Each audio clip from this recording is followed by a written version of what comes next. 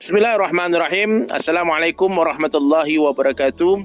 Innal hamdalillah nahmaduhu wa nasta'inuhu wa nastaghfiruh wa nu'minu bihi wa natawakkalu alaihi wa na'udzu billahi min syururi anfusina wa min sayyiati a'malina. May yahdihillahu fala mudilla lahu wa may yudlilhu fala hadiyalah. Asyhadu an la ilaha illallah wahdahu la syarika lah wa asyhadu anna Muhammadan 'abduhu wa rasuluhu la nabiyya ba'da. Sahabat-sahabat DSAS dimanapun kalian berada, alhamdulillah pada hari ini insya Allah kita akan bermudzakarah 6 sifat sahabat radhiyallahu anhum ajma'in. Ya, kalian harus mesti menghafalkan 6 sifat ini, insya Allah akan banyak manfaatnya. Ini bukan kesempurnaan agama ya, tapi insya Allah kalau kita memiliki 6 sifat yang mulia ini, kita akan Allah beri taufik untuk mengamalkan agama secara sempurna. Oke. Sekarang semua dengarkan baik-baik yang mudzakarahnya. Sesungguhnya Allah Subhanahu wa taala meletakkan kesuksesan dan kebahagiaan hidup manusia di dunia dan di akhirat hanyalah pada amal agama yang sempurna. Ya, kalau kita mau sukses dunia dan akhirat, maka Allah Ta'ala telah meletakkan kesuksesan manusia. Ini kita bisa buat kesuksesan, kebahagiaan, kemuliaan, kejayaan, semua perkataan-perkataan yang baik. Silakan ya. Coba kita ulangi. Sesungguhnya Allah Subhanahu wa taala meletakkan kesuksesan, kebahagiaan, kemuliaan, kejayaan manusia di dunia dan akhirat hanyalah pada agama yang sempurna. Agama Islam adalah agama yang sempurna, agama yang telah dibawa oleh Rasulullah sallallahu alaihi wasallam. Masya Allah, agama sempurna ini meliputi iman, ibadah, muamalah, muasyarat, akhlakiyat. Pada saat ini umat Islam tidak ada kekuatan dan kemampuan untuk mengamalkan agama secara sempurna. Ya, pada saat ini umat Islam tidak ada kekuatan dan kemampuan untuk mengamalkan agama secara sempurna. Namun para sahabat radhiyallahu anhum telah sukses dan jaya dalam mengamalkan agama secara sempurna karena mereka memiliki sifat-sifat yang mulia, masya Allah. Mereka memiliki sifat-sifat dasar yang terkandung dalam 6 sifat sahabat. Coba kalian dengarkan 6 sifat sahabat ini. Yang pertama, mereka semua yakin atas kalimat thayyibah la ilaha illallah Muhammad Rasulullah. Yang pertama, yakin atas kalimat thayyibah la ilaha illallah Muhammad Rasulullah. Ya, kita ulang 3 kali ya. Yang pertama, yakin atas kalimah thayyibah la ilaha illallah Muhammad Rasulullah. Yang kedua, seluruh sahabat memiliki sifat salat khusu' wal khudu'. Salat dengan konsentrasi batin yang sempurna dan merendahkan diri serendah-rendahnya di hadapan Allah. Khusu' dan khudu'. Salat khusu' dan khudu'. Ini pentingnya. Yang ketiga, ilmu ma'azikir, ilmu yang diiringi dengan zikir Allah. Karena ilmu tanpa zikir itu zulumat, kegelapan. Ilmu tanpa zikir ini berbahaya. Banyak orang beda ilmu dengan ilmu, justru dia jadi sombong, jadi angkuh. Na'udzubillahi min dzalik. Maka ilmu harus diiringi dengan zikir Allah. Sifat sahabat yang keempat, ikramul muslimin. Apa sifat yang keempat? Ikramul muslimin. Apa artinya? Memuliakan saudara muslim. Sifat yang keempat apa? Ikramul muslimin. Yang pertama kita ulang lagi tadi. Yang pertama, yakin atas kalimat thayyibah la ilaha illallah Muhammad Rasulullah. Yang kedua, salat khusu' dan khudu'. Yang ketiga, ilmu ma'azikir. Yang keempat, ikramul muslimin. Yang kelima, tasihun niyah, memperbaiki niat, meluruskan niat. Sifat sahabat yang keenam, dakwah dan tabligh khurus fisabilillah. Ya. Jadi sahabat sekalian ya, saya mengingatkan lagi ini. Sebelum kita membahas arti, kemudian maksud dan cara mendapatkan sifat-sifat ini, alangkah baiknya kita menghafalkan dulu poin-poinnya nih, bagannya. Seperti kita menghafal Pancasila itu. Pancasila 1, ketuhanan yang Maha Esa, 2, kayak gitu. Sekarang 6 sifat sahabat. 1, yakin atas kalimat thayyibah la ilaha illallah Muhammad Rasulullah. 2, salat khusu' dan khudu'. 3, ilmu ma'al zikir. 4, ikramul muslimin. 5, tasihun niat. 6, dakwah dan tabligh khurus fisabilillah. 6 ini dulu kita hafalkan dulu. Coba kalian semua yang mendengarkan mudzakarah ini, yang lagi santai, coba kalian catat dan hafalkan. Minimal tulis di kolom komentar ya. 6 sifat sahabat. Yang pertama, yakin atas kalimat thayyibah la ilaha illallah Muhammad Rasulullah. Yang kedua, salat khusyuk dan khudu. Yang ketiga, ilmu ma'adzikir. Yang keempat, ikramul muslimin. Yang kelima, tasihun niyah. Yang keenam, dakwah dan tabligh khuruj fisabilillah. Dalam setiap sifat-sifat ini mesti kita membahas apa artinya. Yakin atas kalimat thayyibah la ilaha illallah Muhammadur Rasulullah. Artinya tidak ada yang berhak disembah selain Allah Subhanahu wa taala, dan baginda Rasulullah sallallahu alaihi wasallam Muhammad adalah utusan Allah.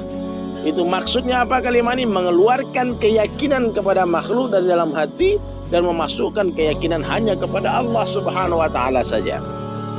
Ya, apa maksud kalimat la ilaha illallah? Mengeluarkan keyakinan pada makhluk dari dalam hati dan memasukkan keyakinan hanya kepada Allah Subhanahu wa taala di dalam hati. Itu maksudnya. Ulang lagi ya. Maksud kalimat la ilaha illallah apa? Mengeluarkan keyakinan pada makhluk dari dalam hati dan memasukkan keyakinan hanya kepada Allah Subhanahu wa taala di dalam hati. Jadi hati ma fi qalbi ghairallah, di hati tidak ada makhluk, yang ada hanya Allah. Dunia di tangan, di hati jangan. Mobil di garasi, jangan masuk hati. Apa fadilah kalimat la ilaha illallah ini? Nabi sallallahu alaihi wasallam bersabda yang artinya barang siapa meninggal dunia sedang dia mengetahui, meyakini bahwa tidak ada yang berhak disembah selain Allah, maka dia pasti masuk surga. Hadis riwayat Muslim dari Utsman bin Affan radhiyallahu anhu. Ada di kitab Muntakab hadis halaman 27 ini. Kemudian Nabi sallallahu alaihi wasallam juga bersabda, barang siapa yang bersaksi bahwa tidak ada yang berhak disembah selain Allah, sedang hatinya membenarkan apa yang diucapkan oleh lisannya, maka dia akan masuk surga dari pintu mana saja yang dia kehendaki. Ini hadis riwayat Abu Ya'la dari Abu Bakar As-Siddiq radhiyallahu anhu, ada dalam kitab Muntakab hadis juga. Yang ketiga, disebutkan dalam sebuah mafhum hadis bahwa orang yang memiliki iman walaupun sebesar zarah, maka akan dibalas oleh Allah dengan surga yang luas sepuluh kali lipat dunia. Ini hadis riwayat Ahmad dan dari Abu Hurairah dan dari Abu Sa'id radhiyallahu anhu. Ada kitab At-Targhib wa Tarhib. Bagaimana cara mendapatkannya? Yang pertama, dakwahkan pentingnya iman yakin. Yang kedua, latihan dengan cara memperbanyak halaqah-halaqah majelis iman, bicara iman, mendengarkan pembicaraan tentang kebesaran Allah. Yang pertama, banyak bicara tentang kebesaran Allah. Yang kedua, banyak mendengar tentang kebesaran Allah. Yang ketiga, berdoa kepada Allah agar diberikan hakikat iman dan yakin. Kemudian apa maksud Muhammad Rasulullah? Meyakini hanya satu-satunya jalan untuk mencapai kejayaan dunia dan akhirat hanya dengan cara ikut Rasulullah sallallahu alaihi wasallam, sunnah Rasulullah sallallahu alaihi wasallam. Apa fadilahnya hadirin sekalian? Yang pertama, Nabi sallallahu alaihi wasallam bersabda, tidak akan masuk neraka atau tidak akan ditelan api neraka seseorang yang bersaksi bahwa tiada yang berhak disembah selain Allah dan aku Muhammad adalah utusan Allah. Ini hadis riwayat Muslim dari Itban bin Malik. Ini potongan hadis dalam Muntakab hadis halaman 30, kalian buka dia ada. Kemudian apa hadis Nabi sallallahu alaihi wasallam, barang siapa yang berpegang teguh kepada sunnahku ketika rusaknya umatku, maka baginya pahala 100 orang mati syahid. Main-main nih. Lalu Nabi sallallahu alaihi wasallam bersabda lagi dalam satu hadis, barang siapa yang menghidupkan sunnahku, man ahya sunnati faqad ahabbani, sungguh dia mencintaiku. Wa man ahabbani, siapa yang mencintaiku, kana ma'i fil jannah, bersama denganku di dalam syurga. Hadis marfu' dari Anas radhiyallahu anhu dan Al-Jari dalam kitab Jami'us Shaghir. Bagaimana cara mendapatkannya? Dakwahkan tentang pentingnya menghidupkan sunnah Rasulullah sallallahu alaihi wasallam. Yang kedua, latihan, yaitu dengan cara menghidupkan sunnah Rasulullah sallallahu alaihi wasallam dalam kehidupan kita selama 24 jam sehari-hari ya. Yang ketiga, berdoa kepada Allah agar diberikan kekuatan untuk menghidupkan sunnah. Masya Allah. Yang kedua, salat khusyuk wal khudu'. Apa artinya? Salat dengan konsentrasi batin dan merendahkan diri dengan mengikuti cara yang dicontohkan oleh Rasulullah sallallahu alaihi wasallam. Maksud salat khusyuk dan khudu' bagaimana membawa sifat-sifat ketaatan kepada Allah Subhanahu wa taala di dalam salat ke dalam kehidupan sehari-hari. Fadilahnya apa? Allah berfirman, sesungguhnya salat dapat mencegah perbuatan keji dan mungkar. Innas salata tanha 'anil fahsya'i wal munkar. Al-Ankabut ayat 45. Allah Subhanahu wa taala berfirman, wasta'inu bis sabri was salah. Carilah pertolongan Allah dengan sabar dan salat. Al-Baqarah ayat 45. Rasulullah sallallahu alaihi wasallam bersabda, salat adalah mi'rajnya orang-orang beriman. Mi'rajnya orang-orang beriman. Ini sabda Nabi. Kemudian salat dapat menghapuskan dosa. Surat Hud. Banyak lagi fadilah-fadilah salat dalam Al-Quran dan hadis. Bagaimana cara mendapatkannya? Dakwahkan tentang pentingnya sholat, kemudian latihan dengan cara memperbaiki zahirnya sholat, menghadirkan keagungan Allah dalam sholat, kemudian belajar menyelesaikan masalah dengan sholat. Kemudian yang ketiga, bagaimana cara mendapatkannya? Berdoa kepada Allah agar diberikan hakikat sholat khusyuk wal khudu'. Kemudian ilmu ma'adzikir. Ilmu ma'adzikir artinya apa? Nah, arti semua petunjuk yang datang dari Allah Subhanahu wa taala melalui baginda Rasulullah sallallahu alaihi wasallam, itulah ilmu dan zikir mengingat Allah sebagaimana agungnya Allah. Apa maksudnya? Bagaimana kita mengamalkan perintah Allah Subhanahu wa taala pada setiap saat dan keadaan dengan menghadirkan keagungan Allah di dalam hati dengan cara ikut Rasulullah sallallahu alaihi wasallam. Ini banyak lagi yang mau dibahas nih, ilmu dan fadilahnya. Bagaimana saya mendengar Nabi sallallahu alaihi wasallam berkata, Muawiyah radhiyallahu anhu, siapa yang Allah menghendaki kebaikan untuknya maka dia akan difahamkan dalam perkara yufaqihu fiddin, diberikan kepahaman beragama. Saya hanya membagi dan Allah yang memberi. Hadis Al-Bukhari. Abu Dzar radhiyallahu anhu juga pernah meriwayatkan sebuah hadis. Rasulullah sallallahu alaihi wasallam bersabda kepadaku, hai Abu Dzar, sungguh kamu berangkat pagi-pagi untuk belajar satu ayat dari kitab Allah, itu lebih baik bagimu daripada engkau sholat 100 rakaat. Memang satu ayat 100 rakaat. Dan engkau berangkat pagi hari untuk belajar satu bab daripada ilmu, lebih baik diamalkan atau tidak, itu lebih baik bagimu daripada sholat 1000 rakaat. Hadis riwayat Ibnu Majah.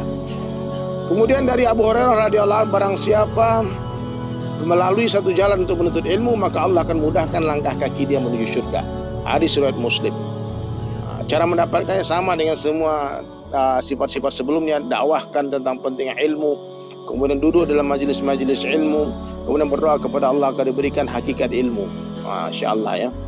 Datang kepada ulama, ziarah kepada ulama, dekat-dekat dengan ulama. Apa fadilah zikir?